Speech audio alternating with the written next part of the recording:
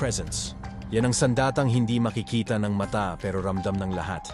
Subukan mong ilarawan to. Naglalakad ka sa kalsada. May grupo ng mga lalaki sa gilid ng daan. Wala silang sinasabi, pero ramdam mo agad kung sino ang may lakas ng loob, sino ang may respeto, at sino ang parang hindi mo mapapansin. Ngayon tatanungin kita, sino ka sa mga ito? Ikaw ba yung taong may kumpiyansa at natural na na-attract ang respeto ng tao? O yung hindi agad napapansin, na parang wala lang?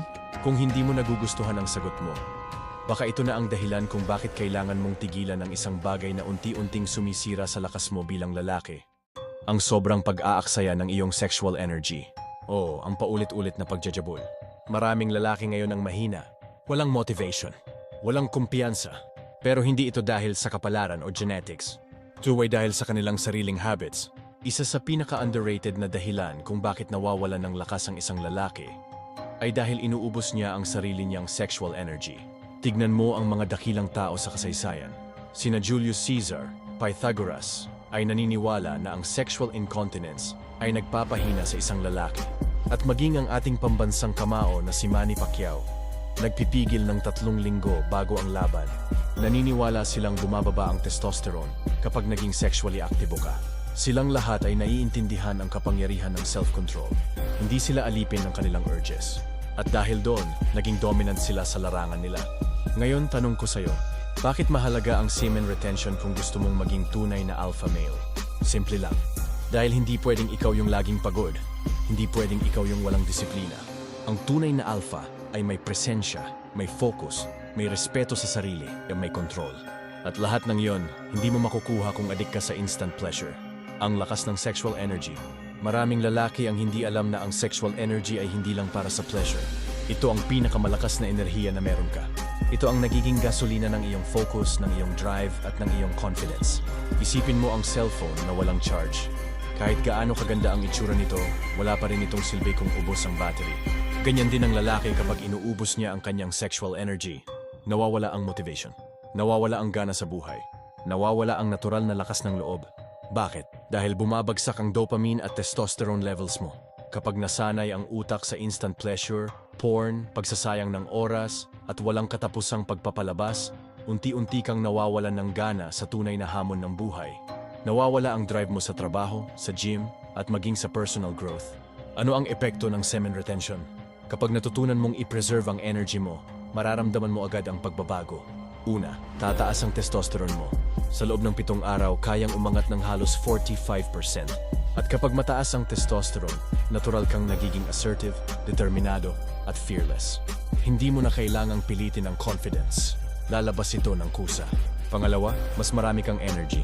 Ang dati mong oras na inuubos sa porn at pleasure, nagagamit mo na ngayon sa workout, sa trabaho, at sa goals mo.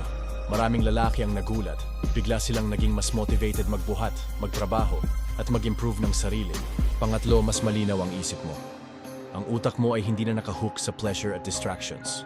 Kaya mong mag-focus sa negosyo, sa pag-aaral, at sa passion projects mo.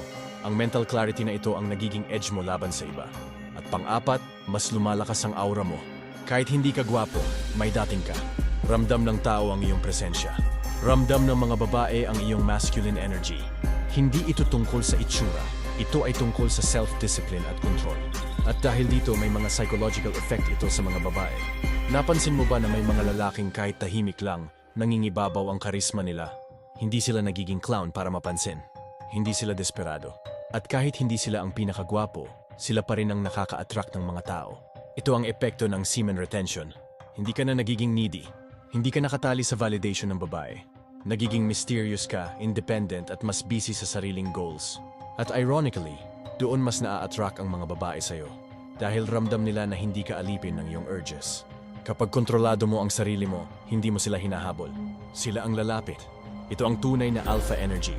Ang semen retention at ang leadership. Alam mo ba ang pinagkaiba ng isang leader at follower? Self-control. Lahat ng dakilang leader, mga emperador, mandirigma at visionary, may iisang katangian. Hindi sila alipin ng kanilang impulsive desires. Kapag natutunan mong kontrolin ang urges mo, mas malinaw ka magdesisyon, mas matibay ang loob mo, at mas nakakapag-focus ka sa long-term goals kaysa sa panandaliang sarap. Ito ang sikreto ng mga mandirigma noon at mga successful men ngayon, sexual transmutation. Ginagamit nila ang sexual energy hindi para sa sandaling pleasure, kundi para sa conquest, para sa performance, at para sa tunay na tagumpay. Ngayon, ikaw tatanungin kitang muli, ikaw ba ang master ng sarili mo? O ikaw ang alipin ng sarili mong lust? Maraming lalaki ang nakakalimot sa kanilang tunay na potensyal dahil sa kasiyahang panandalian. Pero ikaw, may pagkakataon kang pumili. Pipiliin mo bang manatiling mahina, pagod at walang dating? O pipiliin mong maranasan ang transformation, ang pagiging mas malakas, mas disiplinado, at mas powerful na lalaki? Kung umabot ka rito, hindi ito aksidente. Siguro matagal mo nang hinahanap kung paano i-level up ang buhay mo. At ngayon, hawak mo na ang susi. Nasa iyong mga kamay ang pagpili. Kung mananatili kang disiplinado, mananatili kang makapangyarihan. At sa huli, ikaw ang magiging tunay na leader ng iyong sarili.